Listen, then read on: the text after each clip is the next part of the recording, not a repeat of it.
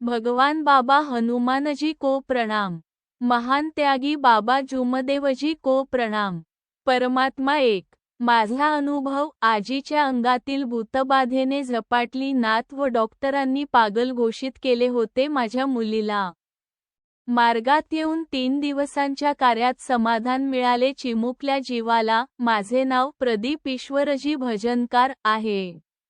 आज मी माझा अनुभव या अनुभव मालिकेत माझा प्रथम अनुभव मार्गात येण्याचे कारण सादर करीत आहे।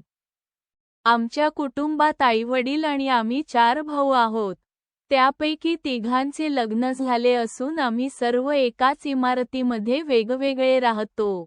मी कुटुंबातील मोठा मुलगा आहे। माझे लग्न माझ्या मामाच्या मुलीसोबत झाले। मला एक मुलगा व एक मुलगी आहे। माझा दुसरा नंबरचा भाऊ जगदीश हा सुद्धा परमात्मा एक मार्गातील सेवक आहे। मी आणि माझी पत्नी व माझी 2 मुले असा आमचा सुखी कुटुंब आहे। आमच्या कुटुंबाचे मार्गात येण्याचे कारण असे की वर्धा जिल्ह्यातील गिरडजवळ खुरसापार गावाला लागून गणेशपूर रिठी गाव आहे। त्या गावात एका व्यक्तीच्या शेतात मोहाचे विशाल झाड आहे। त्या झाडाच्या मध्यभागी एक गोल खड्डा आहे। तिथे देवीचे मंदिर आहे। माझे सासू सासरे नेहमी तिथे पूजेला जात असायचे। कारण मामाचे मुख्य गाव हे खुरसापार होते, परंतु आता ते हिंगणघाटला स्थायी झाले। ती देवी फक्त नवरात्रीमध्ये मामीच्या अंगात यायची। त्याच्याकडे हिंगणघाटला देवीची स्थापना केली होती। नवरात्रीमध्ये खूप मोठा कार्यक्रम राहायचा। आम्ही पण नवरात्रीमध्ये तिथे जात असायचो। मला पहिला मुलगा आहे। दुसऱ्यांदा माझी पत्नी गर्भवती असताना प्रसूतीसाठी ती माहेरी गेली। एके दिवशी मी आणि माझी आई गप्पा गोष्टी करीत झोपून गेलो। मध्यरात्री मला एक स्वप्न दिसले। त्या स्वप्नात गणेशपूर जवळील ते मोहाचे विशाल झाड व झाडाच्या मध्यभागी गोल खड्डा होता। त्यात म्हातारी असलेली आजीबाई हिरवे पातळ, हातात हिरव्या बांगड्या, लांब केस आणि कपाळाला लाल कुंकू लावलेली त्या झाडाजवळ बसलेली होती। मी तिला स्वप्नात नमस्कार केला आणि विचारले की आई, तू अशी चिंतेत का बसली आहे? तुझे पातळ का बर फाटले आहे? ती मला म्हणाली, मी त्या जंगलात एकटीच राहते। तेथील गणेशपूर गाव ओसाड पडले आहे। इथे कोणी माझ्या मंदिरात येऊन दिवा लावत नाही। मला इथे राहावंस वाटत नाही, असे ती मला म्हणाली। मी म्हटले, आई, मी वर्षातून एकदा का असेना इथे येतो ना। तू काळजी करू नकोस। मी तुला नवीन पातळ घेऊन देऊ का, असे मी म्हटल्यावर ती खूप खुश झाली व म्हणाली की तुझी इच्छा आहे मला कपडे द्यायची, परंतु मी आता घेणार नाही, तुला माहीत आहे। तुला मुलगी होणार आहे, ती माझा संशय आहे। मी तुझ्या घरी जन्माला येणार आहे, त्यानंतर तू बाप बनून हक्काने देशील, मी मुलगी बनून हक्काने घेईल। तेवढ्यातच माझे स्वप्न तुटले। मी घामाने ओलाचिंब झालो। एकाएकी दचकून उठलो। त्यामुळे आई पण उठली। आईने विचारले असता मी आईला सर्व हकीकत सांगितली। आईने देवीला हात जोडून नमस्कार केला।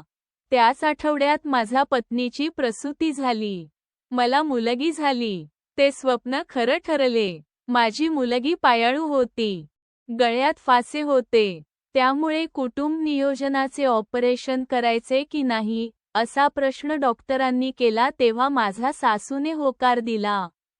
सर्व काही सुखरूप पार पडले।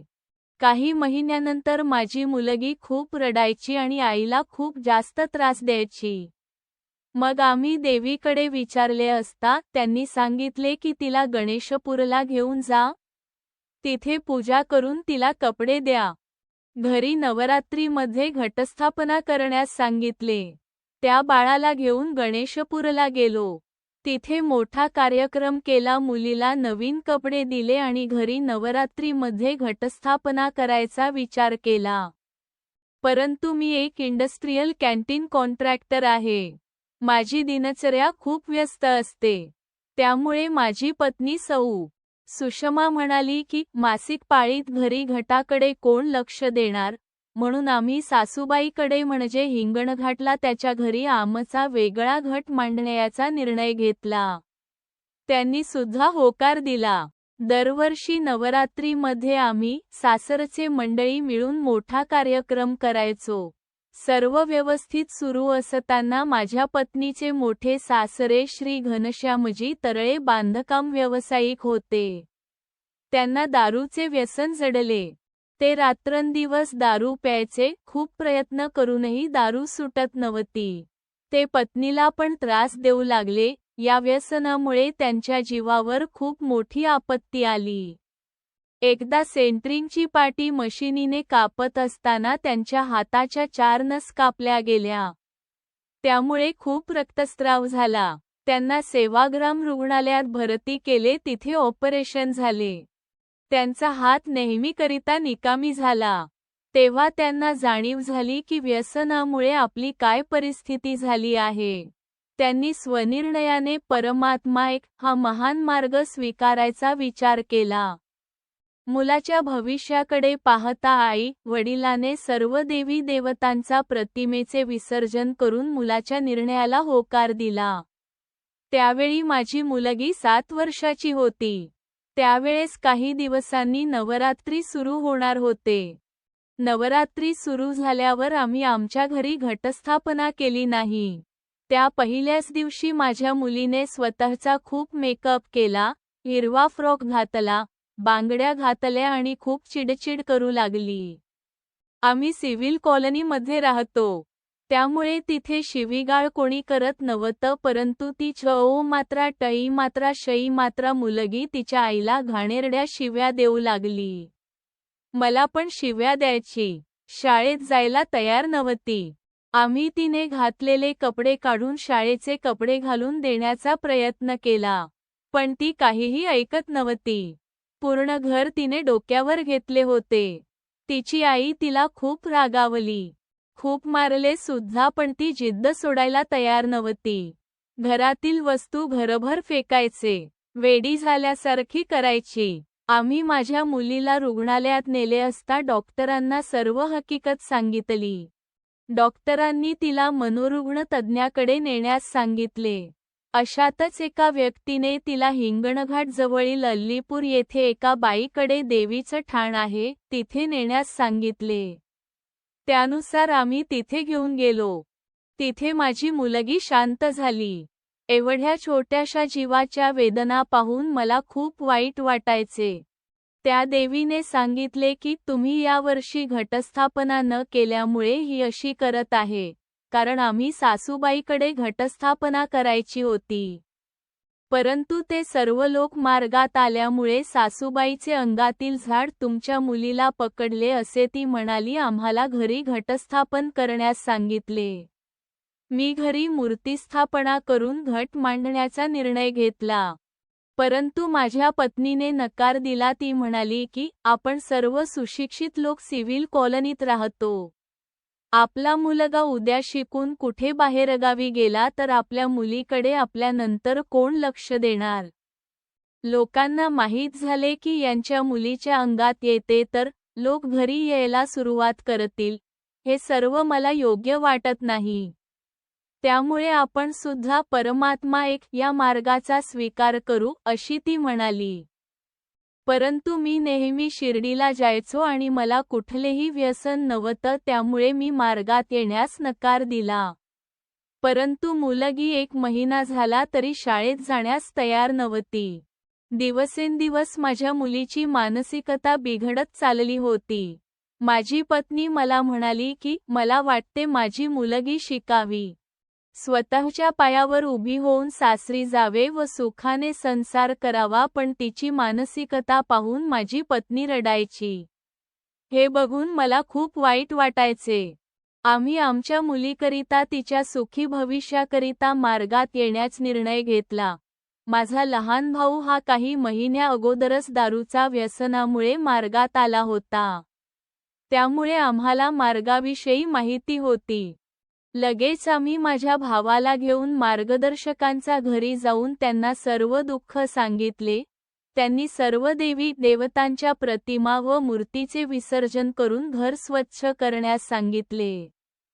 त्याच्या सांगण्यानुसार सर्व करून दुसऱ्या दिवशी त्यांचा घरी मी, माझी पत्नी, मुलगा मुलगी गेलो. परंतु माझी मुलगी मार्गदर्शक काकांजीच्या घरात यायला तयार नव्हती. तिथे तिने खूप गोंधळ केला, खूप रडली. आम्हाला म्हणायची की घरी चला, इथे कशाला आणले. आम्ही सर्व काकांजीच्या घरात बसलो आणि ती गेटच्या बाहेर उभी राहिली. शेजारचे लोक सुद्धा पाहू लागले. तेवढ्यात मार्गदर्शक काकाजींनी बाबा हनुमानजींच नाव घेऊन तीर्थ बनविले. तिच्या डोक्यावर शिंपडले, तशीच ती बेशुद्ध झाल्यासारखी झाली. मी लगेच तिला पकडले. पूर्णविराम ती झोपी गेली. आम्ही तिला घरात नेले. सर्व वचनबद्ध होऊन 3 दिवसाचे कार्य दिले.